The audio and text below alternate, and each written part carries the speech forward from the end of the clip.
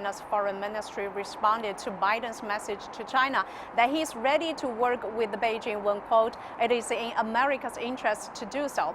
He said China is America's main competitor and a challenge to the U.S. across many key areas. This is a position echoed by some of Biden's top diplomatic picks, for instance, Anthony Blinken as Secretary of State and Linda Thomas-Greenfield as the ambassador to the United Nations. In response, the Chinese Foreign Ministry says it supports a peaceful international order. A spokesperson says both China and the U.S. do disagree on some issues, but their common interests far outweigh their differences.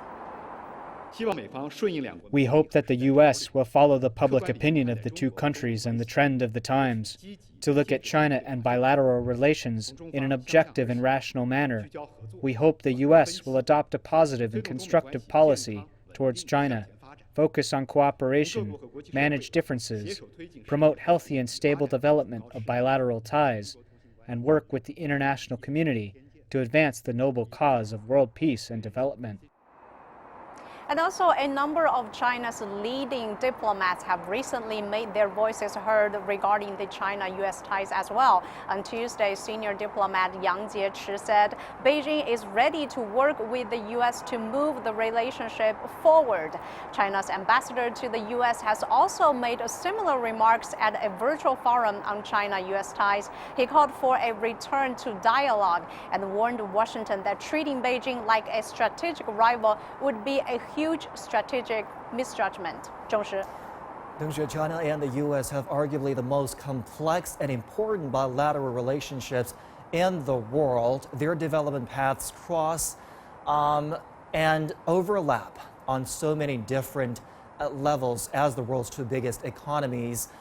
What is your impression from that speech? Is Washington ready to work with Beijing? Well, Zhong Shi, as you could probably also watch the U.S. President Joe Biden spend much of his speech promising to reverse the policies of his predecessor. He focused on the need to cooperate with other countries on the pandemic, climate change, and other global issues. When it comes to China, though, Beijing said cooperation on key areas is possible. But he also said Washington will confront Beijing on human rights, intellectual property, and global governance. Well, just 2 weeks after Biden took office, a U.S. warship passed through the Taiwan Strait, drawing criticisms from Beijing.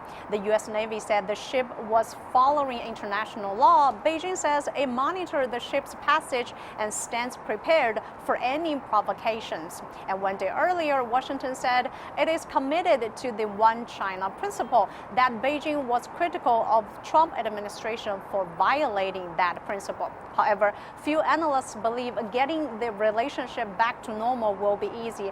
Beijing recently warned Washington against crossing its red lines on Taiwan, Xinjiang, Hong Kong, and Tibet. And there are still serious trade and technology differences that need to be settled. Zhong Shi.